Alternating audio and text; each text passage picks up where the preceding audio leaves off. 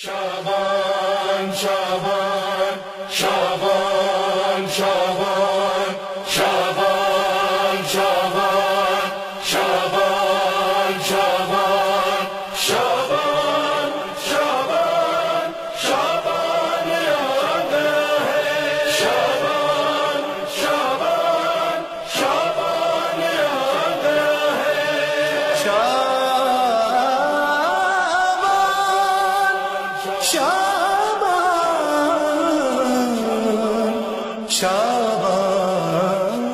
أعوذ بالله من الشيطان الرجيم. بسم الله الرحمن الرحيم.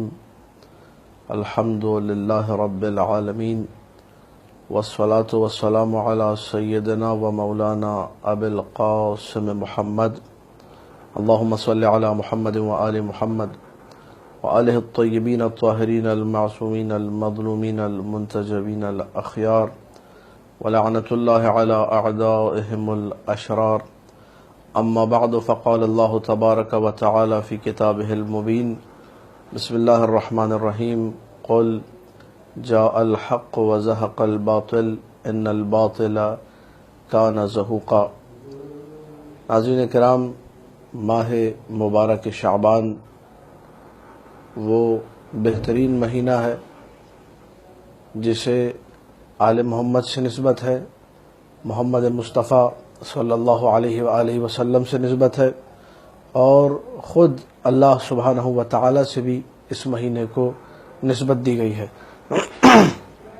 تاریخ نے جب اس مہینے کا ذکر کیا تو مختلف روایات مؤرخین نے ذکر کی، محدثین نے اپنی جگہ پہ ذکر کی، حتیٰ مؤرخین نے لکھا کہ یہ مہینہ کتنا باعظمت مہینہ ہے، یہ کتنا عظیم الشان مہینہ ہے، اور اس مہینے کے باعظمت ہونے کے لیے شیعیان حیدر کرار کے لیے اتنا ہی کافی ہے کہ ان کے وقت کے امام کی ولادت کا مہینہ یہی مہینہ ہے۔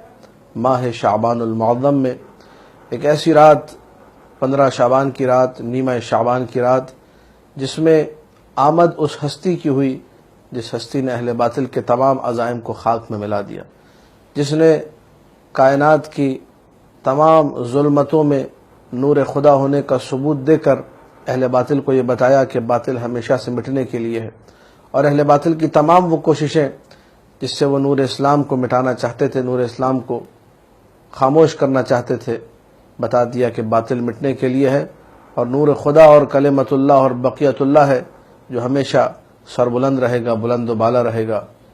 نور خدا ہے کفر کی حرکت پہ خندزن، پھوکوں سے یہ چراغ بجھایا نہ جائے گا۔ قائم آل محمد صلوات اللہ وسلام علیہ کی ولایت باسعادت سب کی خدمت میں تبریک اور تہنیت پیش کرتا ہوں، اور چاہوں گا آل محمد کے چاہنے والوں سے، امام زمانہ کی خوشنودی کے لیے اعمال انجام دینے والوں سے، کہ جس قدر ہو سکتا ہے اس مہینے میں، خاص طور سے ماہ شعبان المعظم میں، امام زمانہ کی حفاظت کے حوالے سے جو دعا پڑھی جاتی ہے سلامتی امام زمانہ کے لیے، اللہم کل ولیک الحجۃ ابن الحسن صلواتک علیہ وعلی آبائہ فی هذه الساعة وفی کل ساعة ولیا وحافظا وقائدا وناصرا ودلیلا وعینا حتی تسکنہ ارضک طوعا وتمتعہ فیہا طویلا۔ اس دعا کو بار بار پڑھیں، مسلسل پڑھیں، اپنے نماز، اپنی دعاؤں، اپنے نماز کے قنوت میں اس دعا کو شامل کریں تاکہ مسلسل آپ کا تعلق سرکار سے برقرار رہے۔ اس مہینے کی عظمت کے لیے بہت ساری دلیلیں ہیں، بہت سارے شرف ہیں جو اس مہینے کو نصیب ہوئے ہیں۔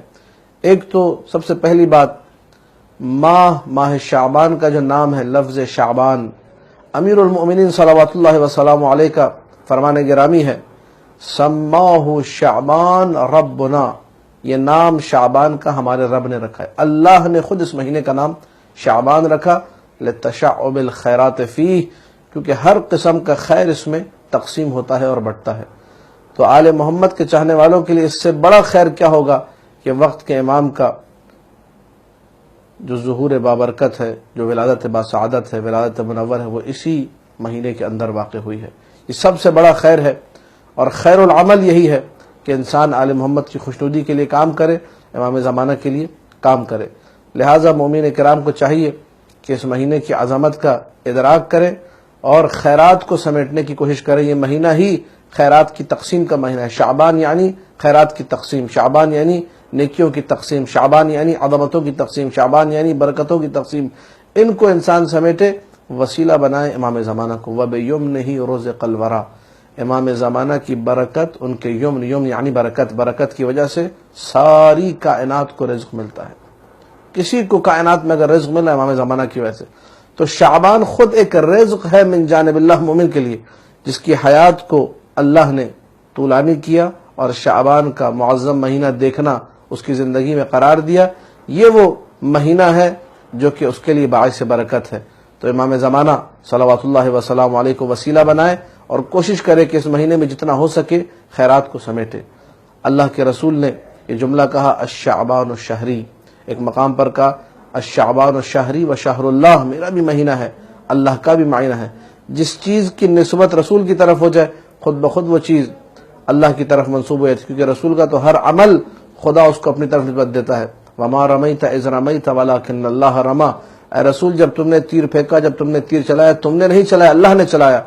تو وہ مہینہ، وہ چیز جسے اللہ کا رسول اپنا کہہ دے تو وہ خود بخود خدا کا ہو جایا کرتا ہے۔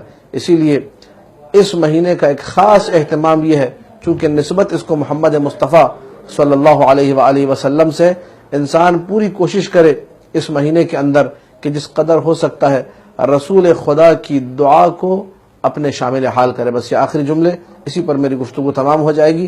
کائنات کا ہر فرد بشر اس بات کا خواہاں، اس بات کا خواہش مند ہے کہ اللہ کے رسول ہاتھ اٹھا کر میرے لیے دعا کر دیں۔ اللہ کے رسول نے رہتی دنیا تک کے لیے دعا کر دی، کہا الشعبان الشہری رحم اللہ من اعاننی فی هذا الشہر، شعبان میرا مہینہ ہے، خدا اس پر رحمت کرے جس نے اس مہینے میں میری مدد کی۔ رسول اللہ کی مدد آپ کیسے کر سکتے ہیں؟ میں کیسے کر سکتا ہوں؟ روزہ رکھ کے، صدقہ دے کر، نیک اعمال انجام دے کر۔ آل محمد کی محبت میں جو کام آپ انجام دیں گے اس مہینے میں وہ اعانت رسول خدا ہے۔ رسول اللہ کی امت جب اچھی بن جائے گی، یہ سب سے بڑی اعانت ہے جو رسول اللہ کے لیے ہے، اور خود بخود اللہ کے رسول کا جو اٹھا ہوا ہاتھ ہے، جو ان کی زبان مبارک سے جملے ادا ہوئے رحم اللہ، وہ ہر فرد بشر جو کہ رسول اللہ کی اعانت کرتے ہوئے روزہ رکھ رہا ہے یا قرآن پڑھ رہا ہے یا کوئی بھی نیک عمل انجام دے رہا ہے، سب کے لیے یہ دعا شامل حال ہو جائے گی۔